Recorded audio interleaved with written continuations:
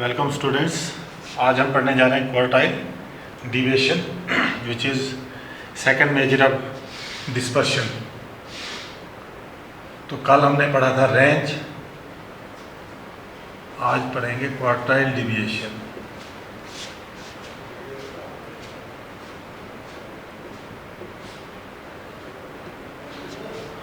Quartile deviation से पहले हम थोड़ा सा आइडिया दूंगा आपको कि क्वार्टाइल क्या होता है।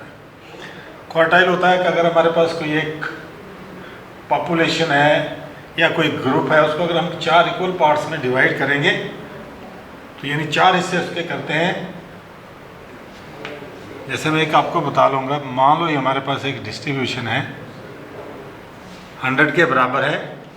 इसके अगर हम 4 हिस्से करें, इसमें 3 क्वार्टाइल बनते हैं, क्वार्टाइल 1, क्वार्टाइल 2, क्वार्टाइल 3 और क्वार्टाइल 4 हो गया 100%। तो 3 क्वार्टाइल जो इस डिस्ट्रीब्यूशन को, यानी क्वार्टाइल 1 का मतलब हो गया कि जो 25% वैल्यू जो है क्वार्टाइल 1 से नीचे रहती हैं। क्वार्टाइल 2 का मतलब हो गया कि 50% वैल्यूज़ ऑफ द पॉपुलेशन जो है वो Q2 के नीचे रहती हैं। और Q3 हो गया 75% of the values lie below quartile 3। तो ये हमने पहले पढ़ा है, लेकिन उस वक्त मैंने बताया या नहीं बताया मुझे याद नहीं है कि हमने पढ़ा है मीडियन। मीडियन जो पढ़ा है इसको हम बोलते हैं क्वार्टाइल 2, क्वार्टाइल सेकंड यानी Q2। यह आ गया क्वार्टाइल 1, क्वार्टाइल 2 आ गया मीडियन, इसको बोलते हैं मीडियन, जिसके ऊपर भी 50% वैल्यूज, नीचे भी 50% वैल्यूज होती है, उसको कहेंगे मीडियन। जैसे आपको पता है कि मीडियन को जब आप अरेंज करेंगे, सेंट्रल वैल्यू जो आती है वो आ जाता है मीडियन। मीडियन भी पोजीशनल वैल्यू है, इसी तरह से क्वार्टाइल जो है वो भी positional mean of central tendency है। तो आज हम वही पढ़ेंगे कि क्वार्टाइल डिविएशन क्या होता है। It is the measure of कि how we measure dispersion by quartile deviation. Quartile deviation से पहले हम पढ़ लेंगे, एक आता है इंटर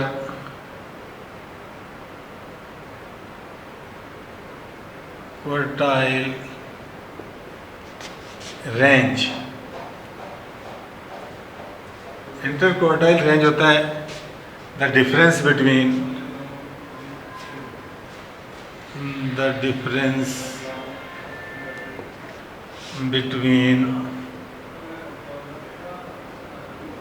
क्वार्टाइल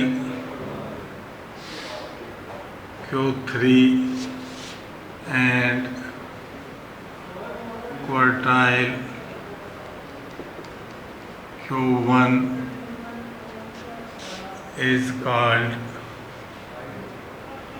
interquartile range। और half of the interquartile range जो है उसको हम बोलते हैं क्वार्टाइल डिविएशन। क्वार्टाइल डिविएशन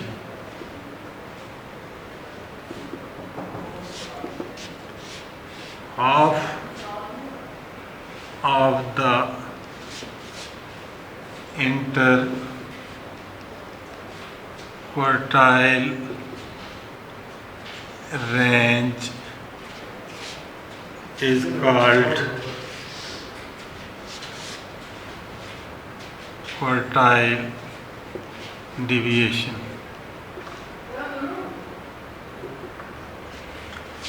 इन शॉर्ट इसको हम बोलते लिखेंगे quartile deviation that is equal to Q3 minus Q1 upon 2। इसमें से अगर हमने कोफिशिएंट ऑफ क्वार्टाइल डिविएशन निकालना है तो वो भी इस फार्मूले से निकालेंगे, coefficient of quartile deviation. This is equal to Q3 minus Q1 upon 2 divided by Q3 minus Q1 plus upon 2। अगर इसको जब हम सिंप्लीफाई करके लिखेंगे तो हमारे पास आएगा quartile 3 minus quartile 1 upon quartile 3 plus quartile 1। तो इस तरह से हम ये क्वार्टाइल डिविएशन निकाल सकते हैं which is a measure of dispersion. तो कोएफिशिएंट ऑफ क्वार्टाइल डिविएशन भी हम इस फार्मूले से कैलकुलेट कर सकते हैं, लेकिन उसमें सबसे पहले हमने Q1 कैलकुलेट करना है, फिर Q3 कैलकुलेट करना है, फिर उनका डिफरेंस निकालना है और उसको 2 से डिवाइड करेंगे तो हमारे पास आ जाएगा क्वार्टाइल डिविएशन। इसी तरह से कोएफिशिएंट ऑफ क्वार्टाइल डिविएशन में भी जब हमारे पास Q3 भी आ जाएगा, Q1 भी आ जाएगा, तो हम क्वार्टाइल डिविएशन भी निकाल सकते हैं। क्वार्टाइल डिविएशन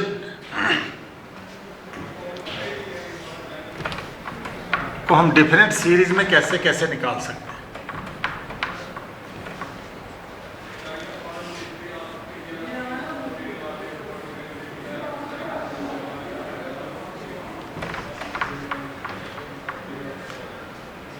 यहाँ हम लिख सकते हैं इसको quartile deviation this is equal to Q3 minus Q1 और coefficient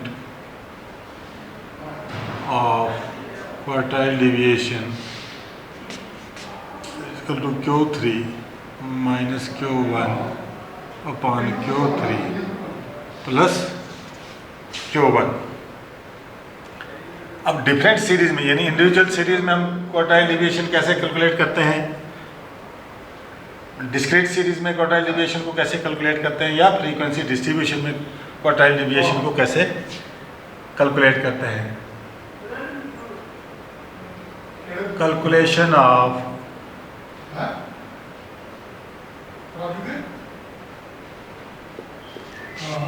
quartile deviation in different series। सबसे पहले ले लेते हैं हम डिफरेंट सीरीज हमने पढ़ी हैं। आपको मालूम है कि इंडिविजुअल सीरीज हमने पढ़ा है, डिस्क्रीट सीरीज हमने पढ़ा है और कंटिन्यूअस सीरीज हमने पढ़ा है। तो पहले आ जाता है इंडिविजुअल सीरीज में कैसे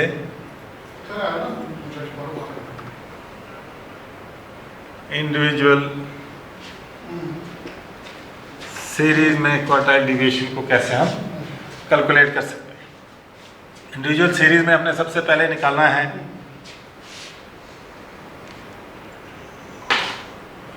Q1 जो होगा size of n+1 by 4th item. जो हमारे पास डिस्ट्रीब्यूशन दिया होगा उसमें हमने पहले n निकालना है, फिर उसके बाद हमने Q1 निकालना है। Q1 आ जाएगा size of n+1 by 4th item. इसी तरह से फिर हमने निकालना है Q3, ये आ जाएगा size of 3n+1 by 4th item. क्यों, जो हमारे पास सीरीज दी होगी इंडिविजुअल सीरीज, उसको पहले हम अरेंज कर देंगे, फिर उसके बाद n निकालेंगे, n नंबर ऑफ ऑब्जर्वेशंस कितनी हमारे पास उनको गिन लेंगे।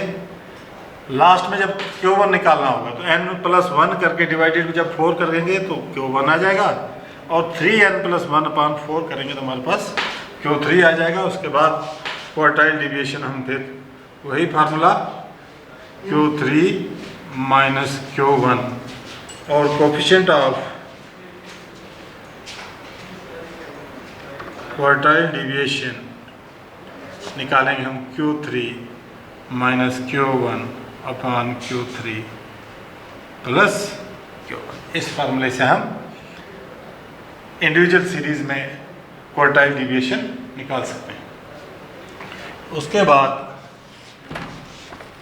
क्वार्टाइल डिविएशन इन डिस्क्रीट सीरीज।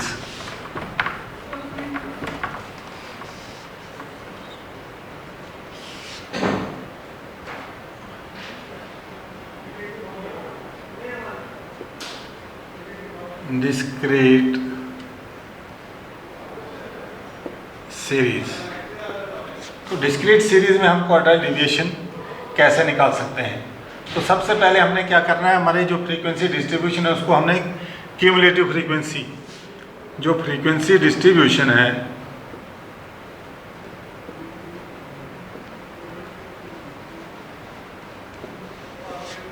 उसको हमने कन्वर्ट करना है क्यूमुलेटिव फ्रीक्वेंसी डिस्ट्रीब्यूशन में।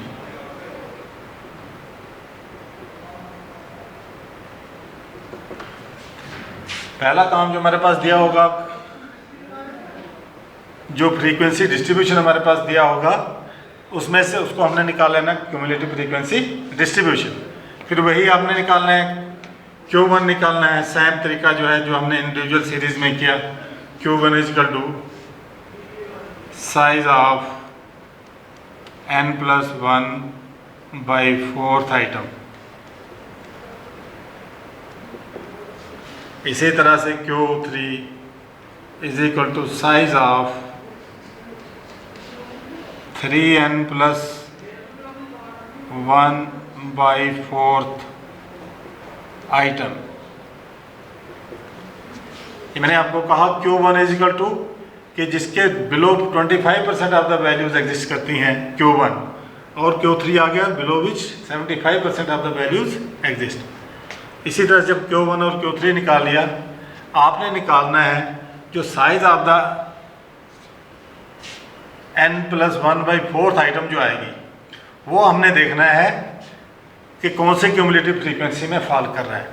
जिस क्यूमुलेटिव फ्रीक्वेंसी हमारा ये साइज फॉल करता है उसके कॉरस्पॉन्डिंग जो वैल्यू होगी, जो वैल्यू ऑफ x होगी, वो हमारा आ जाएगा क्वार्टाइल डिविएशन। एक एग्जांपल करके बताते हैं थोड़ा सा।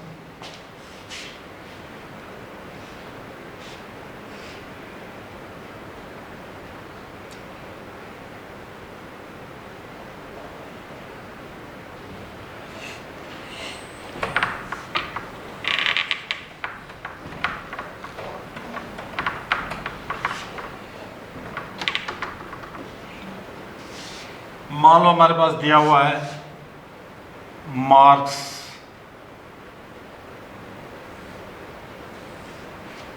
नंबर ऑफ स्टूडेंट्स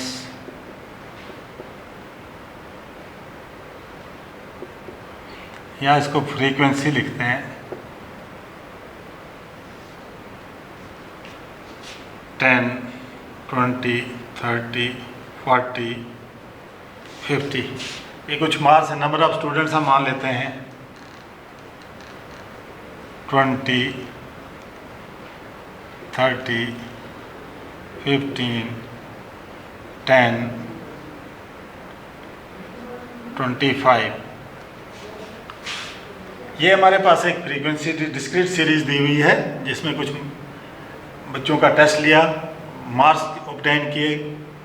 कितने बच्चे हैं, यानी 10 मार्क्स लेने वाले 20 बच्चे हैं, 20 मार्क्स लेने वाले 30 बच्चे हैं, 30 मार्क्स लेने वाले 15 बच्चे हैं, 40 मार्क्स लेने वाले 10 बच्चे हैं और 50 मार्क्स लेने वाले 25 बच्चे हैं।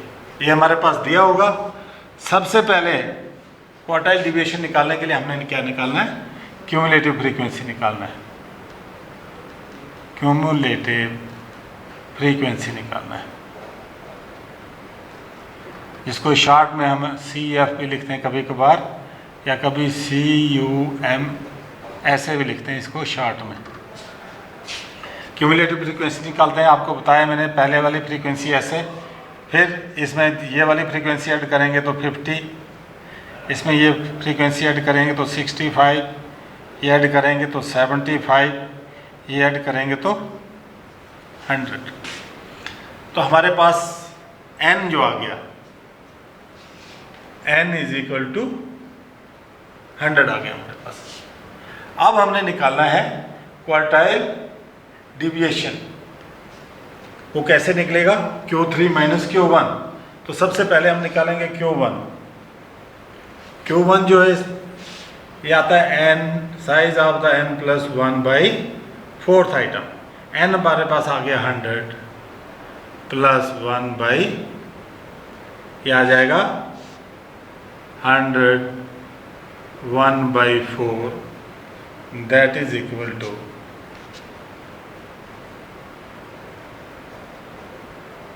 2 5, ये फिफ्थ आइटम। Q1 कहाँ पे लाई करेगा, 25.2 फिफ्थ आइटम में Q1 हमारा फॉल करेगा। अब हमने देखना है 25 यहाँ पर कहाँ है। 25 इस वैल्यू में फॉल करता है,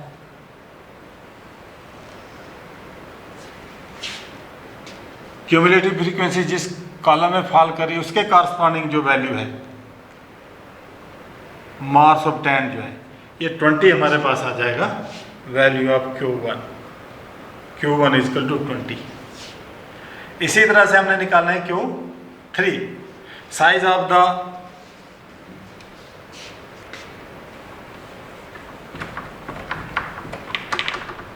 Q3 is equal to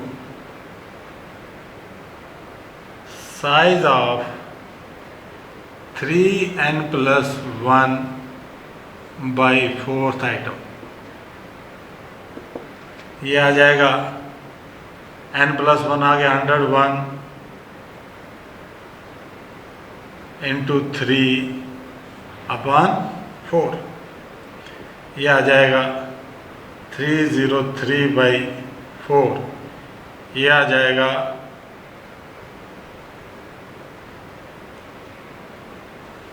75.75 item, 75.75 item. तो ये देखो ये कहाँ पे फॉल करेगा, इसमें भी फॉल नहीं करेगा, कम हो गया। अब ये इसमें फॉल करेगा। तो Q3 हमारे पास आ जाएगा जो क्यूमुलेटिव फ्रीक्वेंसी के कॉरस्पॉन्डिंग वैल्यू है, ऑब्जर्वेशन है हमारी 50, तो Q3 आ जाएगा 50।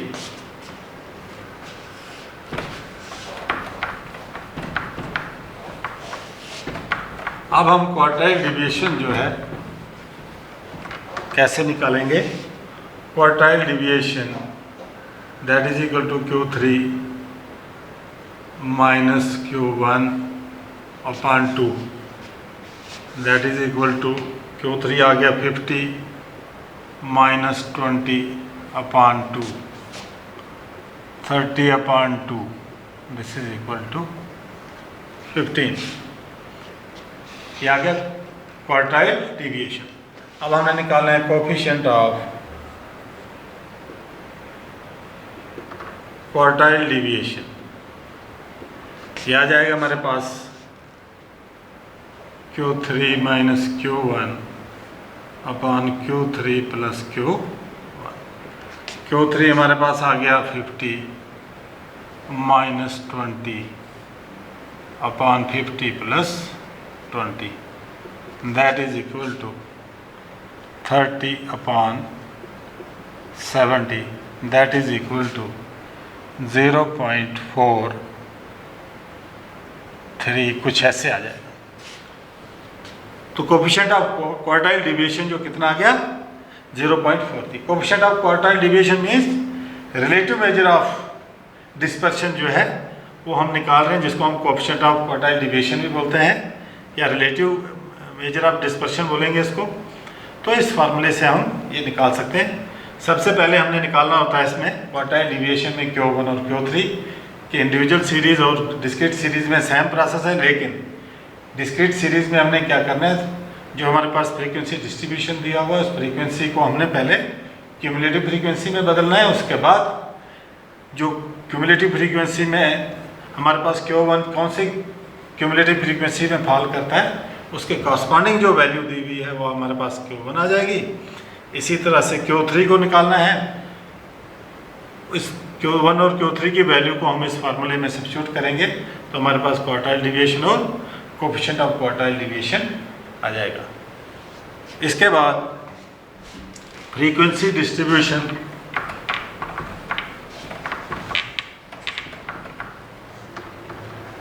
तीसरा मेथड जो है, third type of frequency distribution,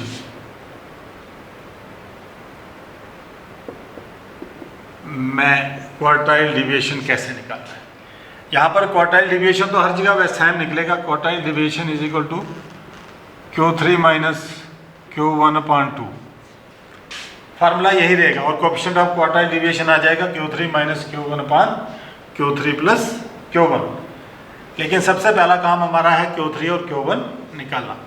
तो Q3 या Q1 कैसे निकालना है हमें कंटिन्यूस सीरीज में, फ्रीक्वेंसी डिस्ट्रीब्यूशन में या कंटिन्यूस सीरीज में। कंटिन्यूस सीरीज, यहां पर हमने निकालना है इसको size of n/4 item. Frequency distribution में साइज ऑफ n, उससे पहले एक पॉइंट आपने फ्रीक्वेंसी डिस्ट्रीब्यूशन में मिड पॉइंट निकालना है, जो भी क्लास साइज दिया उनके मिड पॉइंट निकालना है। उसके बाद आपने क्यूमुलेटिव फ्रीक्वेंसी निकालनी है। क्यूमुलेटिव फ्रीक्वेंसी निकाल के आपने Q1 निकालना है।